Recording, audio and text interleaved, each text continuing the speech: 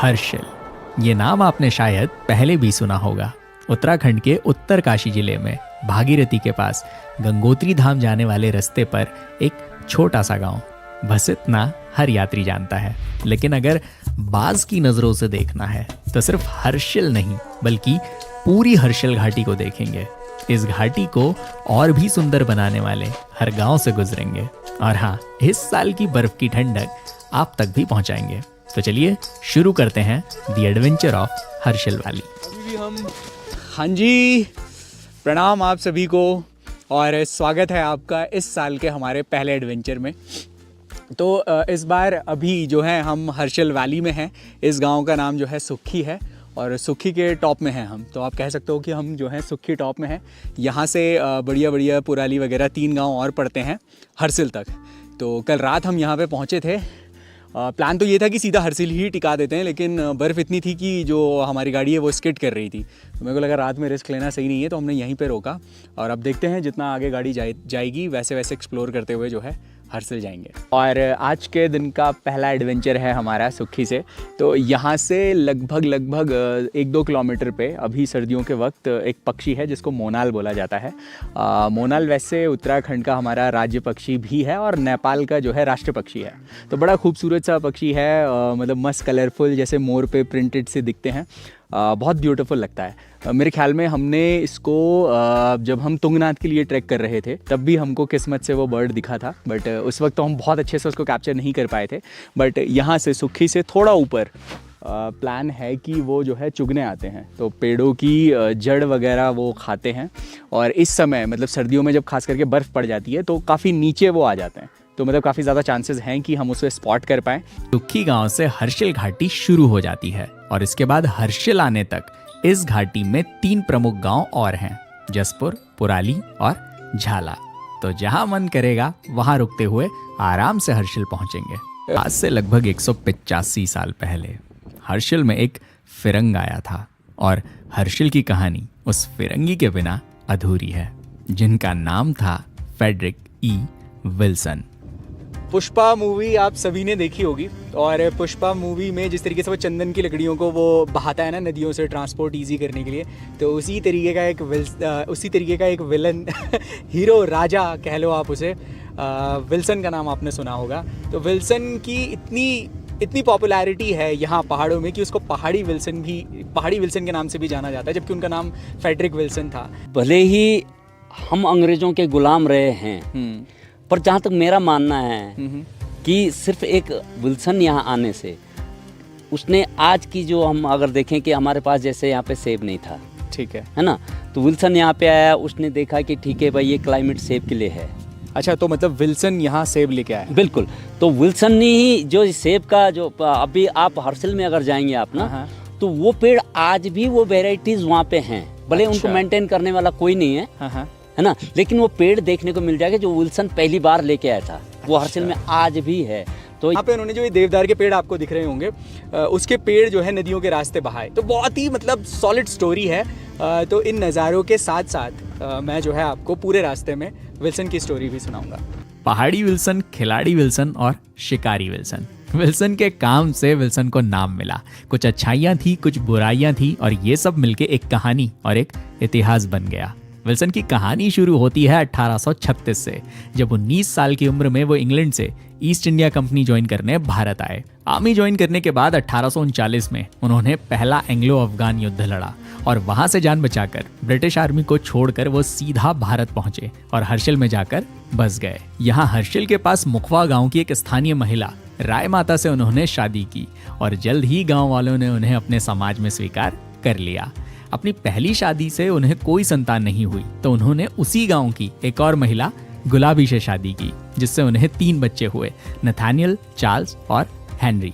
Wilson का मकसद शादी नहीं था। शादी तो उन्होंने उस समाज में फिट होने के लिए की। उनका मकसद था पैसा, जिसकी शुरुआत उन्होंने मस्क डेयर यानी कस्तूरी हिरन के शिकार करने से की।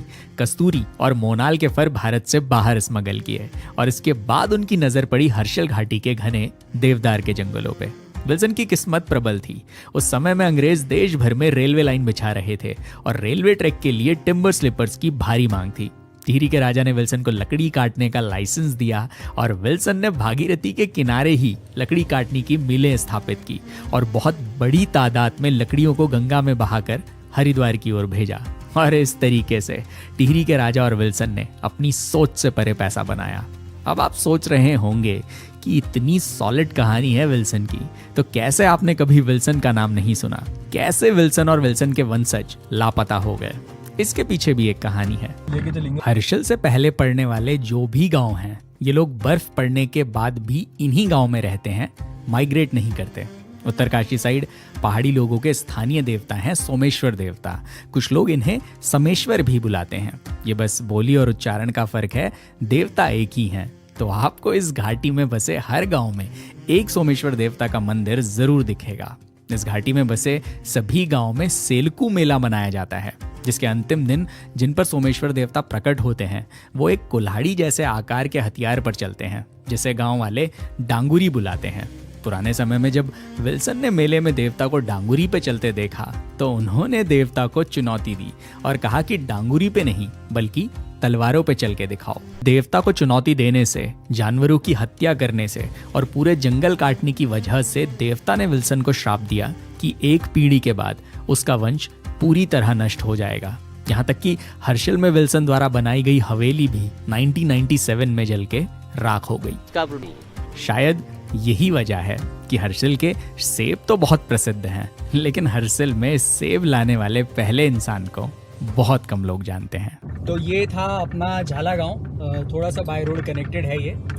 यहाँ पे जो है वही पंचपुरा भवन और सोमेश्वर भगवान का मंदिर है। ये बगल में भागीरथी है और अभी यहाँ पे इस नदी में कोई नहीं है, तो मन है थोड़ी देर इसमें बैठेंगे।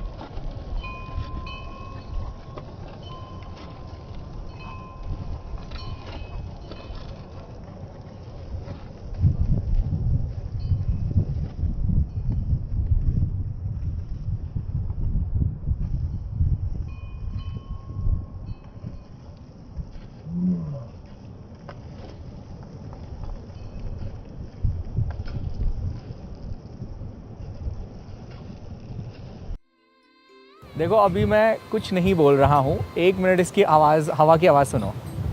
और मैंने बिल्कुल ढीला छोड़ा हुआ है, देखो मैं हवा से थोड़ा थोड़ा फ्लोट कर रहा हूँ।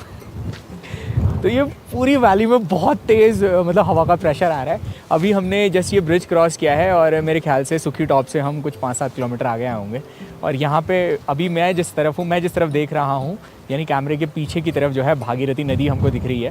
ज़्यादा ट्रैक, कभी भी हम नदी के अंदर जा सकते हैं यहाँ से।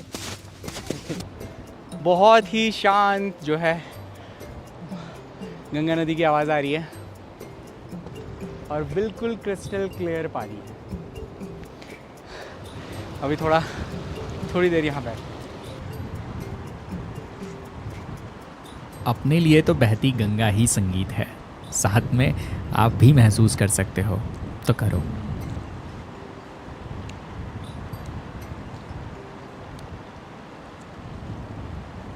कोई नहीं है ना।